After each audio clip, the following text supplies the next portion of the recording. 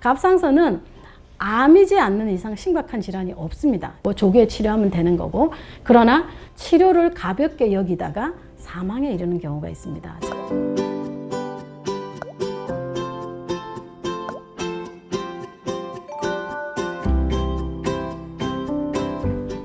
안녕하세요. 저는 재민통합내과 정형외과의 내과 원장 조문숙입니다.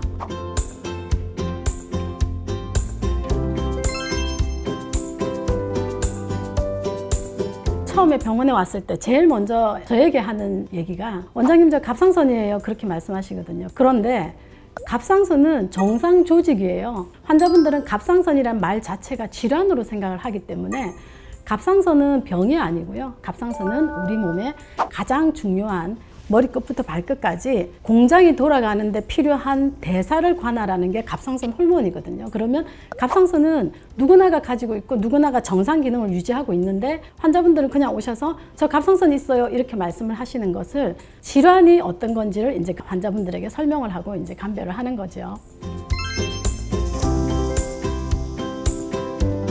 갑상선은 크게 기능하고 모양의 문제가 있습니다. 갑상선의 기능을 보는 거를 우리가 갑상선 기능 검사라고 얘기를 하고요. 피를 뽑아서 보는 거죠. 갑상선의 모양을 보는 거는 혹이 있다, 그 다음에 물혹이 있다, 암이 있다 하는 거는 갑상선 모양을 보는 거죠. 그러니까 갑상선 질환을 감별하기 위해서는 두 가지 검사를 반드시 해야 되는 거죠. 초음파를 보든지 안 그러면 피 검사를 하든지 그렇게 해서 판단을 하셔야 됩니다. 살이 빠지는 병은 갑상선 기능 항진증의 가장 흔한 증상이고요.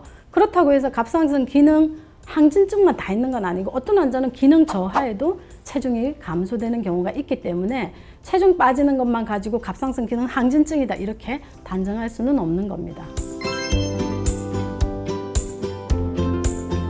갑상선 호르몬이라는 거는 우리 몸에 뇌에도 영향을 주고요. 아까 제가 공장을 말씀드렸잖아요. 장기는 여기 조그만하게 나비 모양을 있지만 여기서 하는 일은 굉장히 많습니다. 머리끝부터 발끝까지 뇌에도 작용을 하고요. 심장에도 작용을 하고요. 간에도 작용을 하고 근육에도 작용을 하고 지방을 분해하는 데도 작용하고 그러다 보니까 갑상선 기능에 문제가 있으면 항진이 된다는 얘기는 공장이 쓸데없이 빨리 돌아가는 거죠. 빨리 돌아가면 일어날 수 있는 거는 맥박이 뛰고 손 떨리고 대변을 자주 보고 살 빠지고 그러는 거고요.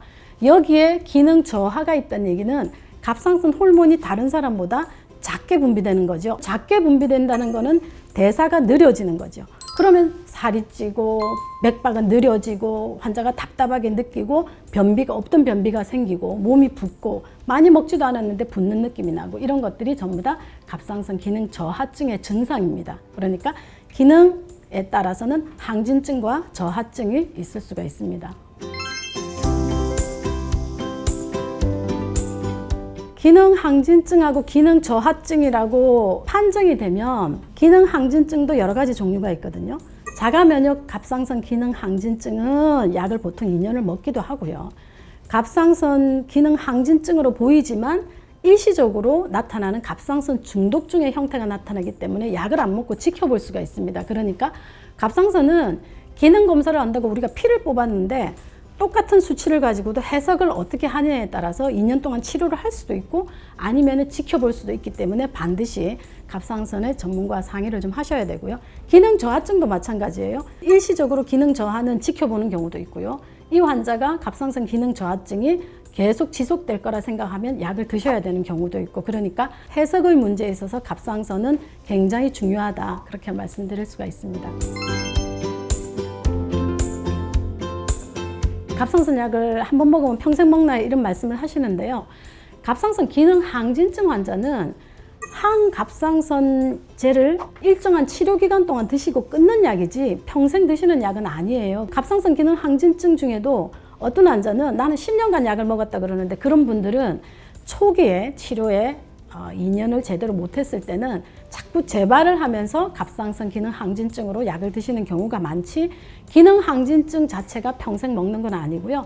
그러나 기능 저하증일 때는 평생 먹는 환자가 많다. 그것도 원인을 좀 찾아서 결정을 해야 됩니다.